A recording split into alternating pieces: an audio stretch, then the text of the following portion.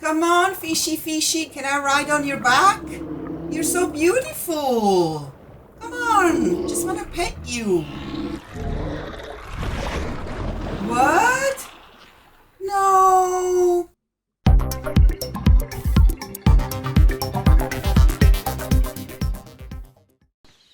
Yeah, koi fish are not friendly in this game, so stay away from them.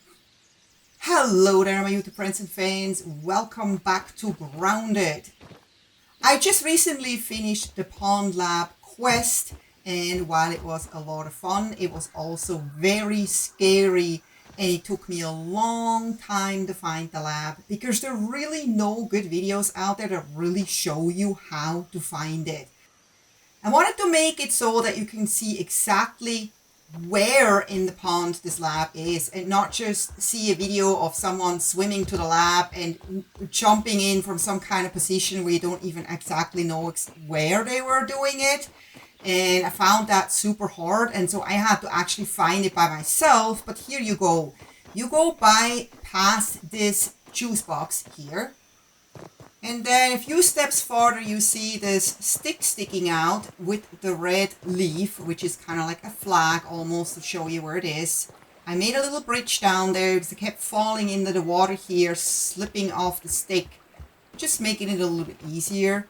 And then you walk forward towards this little pagoda that you see here. And then you basically jump straight down into the water and go straight down, and you see this little light square here. You barely see it. That's actually a lamp. So follow, just swim towards it. Just down, down, down as fast as you can. And then when you're at the lamp, you look to the left where you see this plastic pipe down here. And you just swim underneath the plastic pipe and just keep going, and you see some lit up arches here. And you just keep going straight through all those arches. I'm speeding this up a little bit here so you can see where I'm going. And when you see this like branch coming from the top, this crazy branch right here, you just look straight and you see this like broken off piece here where you can swim in. I'm going to show you where that is. Turn to the right. And you're almost there. So if you're almost out of air, don't worry about it. There's some stuff here you can pick up, but go straight, swim up, and you can finally breathe. So here, once you're here, you don't have to worry. And I did this all with a gill tube. I did not have the diving helmet. So you can do that, you just have to keep going. And then when you get here, you have to turn on the switch. And then there is one room you can go in that has a door that opens where you have a bed, you can actually rest here. And then there is also a workbench here, but this door is locked. I'm not going to spoil anything here, so I'm not going to show you all the stuff that you have to do in order to complete the quest, because this is a lot of fun. But when you get out of here before you leave, I highly suggest you pick up like the eelgrass and the bones and all the stuff that you need to actually equip yourself a little bit better for what's to come. And yeah, you can do this with the gill tube, but once you have all the material to actually build the diver's helmet and the fins, you'll be much, much better off.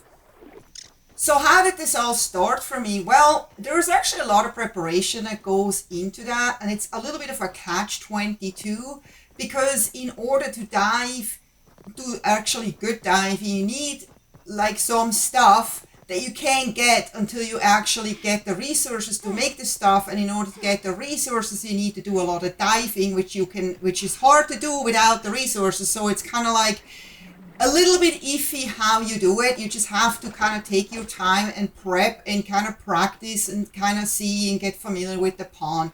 But I was really lucky when I was building this bridge here. I happened to see the spider right up there on the leaf, and those spiders are usually in the water where they're hard to get because you cannot shoot arrows underwater. And the spear you have at the beginning is not strong enough to take out those spiders before they take you out. Well, look at that. I just got a really easy kill for one of those spiders that give you the resource that you need for one of the diving equipments that you need. So here we go. This is a diving bell spider, and I have already my first chunk. So I think that was a pretty rare occasion that happened, but I just suggest to you kind of look up on the leaves and see maybe you have the same luck that you maybe can grab one of those spiders as easy as I could, and then maybe already build your first diving gear right there. So for the fins, you need water boatman fin, eelgrass strand, and lily pad wax. So in order to get the water boatman, you need to kind of just dive around and look, and you will see them. They're kind of like everywhere, and they really creeped me out when I saw them the first time, but they're actually harmless. And then for the eelgrass, you basically need just a pebble dagger, which is easy to make, and you probably already have.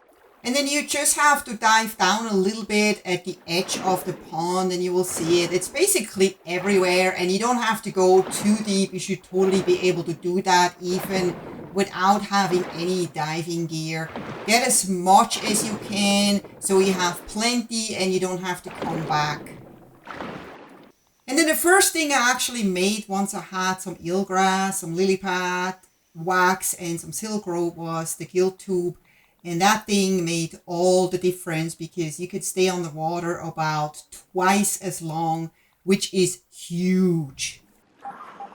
And because I couldn't find any good videos to actually show me how to find the lab exactly, I just had to do a lot of diving and exploring, and there's really nothing wrong with doing that. So if you want to just find it on your own, I highly suggest you try that. You will find traces of the lab and things that will show you that there is a lab, but it's not really actually showing you how to get into the lab, and you just have to find out or watch this video. But you will also find a few other things down here that are interesting, and some science pink blobs that you can pick up.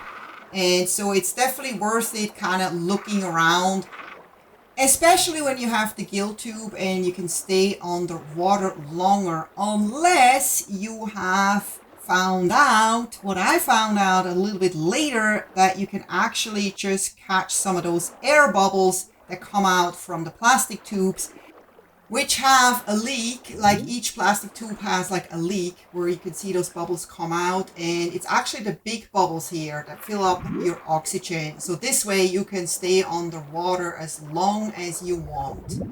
Just a quick tip. And I highly suggest the slime lantern, which you need slime mold for, which I happened to find by accident here. There's a little cave here, like close to the pipe that you dive down. And you not only find the slime mold here, but you also find a pink science bubble in this one, or one that's close by here. I think there's two of those little caves here, but as you can see, it's exceedingly dark here. I had a hard time to find my way out because I didn't have a lantern yet. So yeah, go and make a lantern or two of those. You can also find one of those lanterns in the lab, so pick it up because it's super helpful. So the thing that's actually hardest to make is the bubble helmet, because you need sunken bone, and sunken bone can only be found in the deepest area, which is really hard to reach when you don't really know how to stay underwater long enough to actually get them. But I'm going to show you here what they actually look like when you see them or find them. They're really, really small, but you have to just look for them really, really well. Once you know what they look like, you can find them because they're really, really bright. So they kind of stick out from the background.